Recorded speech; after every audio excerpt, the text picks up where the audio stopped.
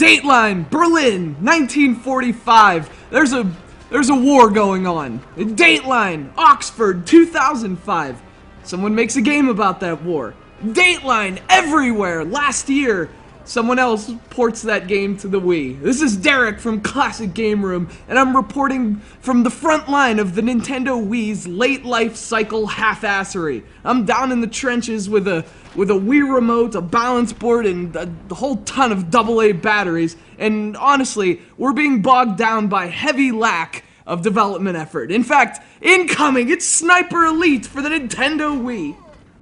There's something to be said for reviewing a game on its own merits, but you know what? This isn't 2005. When Sniper Elite released that year for the PlayStation 2, the critical consensus was that it's a decent game. When it released last year for the Wii, the critical consensus was that no one cared in the slightest. And that's because the game hasn't aged well enough to warrant this kind of re-release, let alone such a careless one.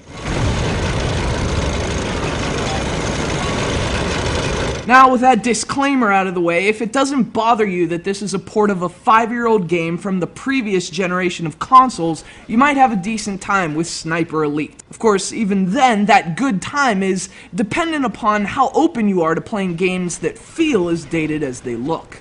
Sniper Elite is a tactical third-person shooter from Rebellion Developments, same studio that brought you stuff like Aliens vs. Predator and The Simpsons game. But this Wii port was handled by someone else, and that's really one of the things that defines Sniper Elite on the Wii. There's this pervasive feeling, a kind of disconnect between the intention of its creators and the interpretation of its recyclers. Nonetheless, you play as a sharpshooting American operative in the middle of enemy territory. Disguised as a German, your mission is to prevent the Soviets from taking the Nazis' atomic blueprints and recover them instead for the Americans. Basically, you're the middleman in a very uncomfortable situation. To achieve this mission, let alone play this game, patience is required. Sniper Elite relies heavily on tactical gameplay, incorporating stealth elements and a unique focus on distance into its gameplay.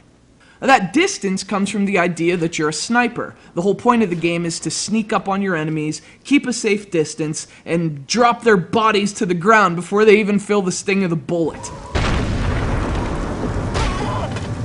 Alright, so he probably felt that one. I do like the core game. You're sneaking around, using camouflage, shooting from a distance, and the steeper difficulties even factor in things like the wind and gravity and your heartbeat, and all that makes nailing a headshot from a few hundred feet away a whole lot more challenging. But again, this is a 5-year-old PS2 game, and what's more, this is a 5-year-old PS2 game that hasn't aged very well. Newer games have really improved upon a lot of the ideas in Sniper Elite, and what's worse, it also suffers from poor controls on the Wii. Now the good news is that Sniper Elite at least benefits from the Wii's pointer. The accuracy you gain from substituting analog sticks with IR control is pretty substantial. On the other hand, everything else feels clunkier on Wii thanks to poor implementation. There's a lot of motion, but unfortunately there's a lot less responsiveness.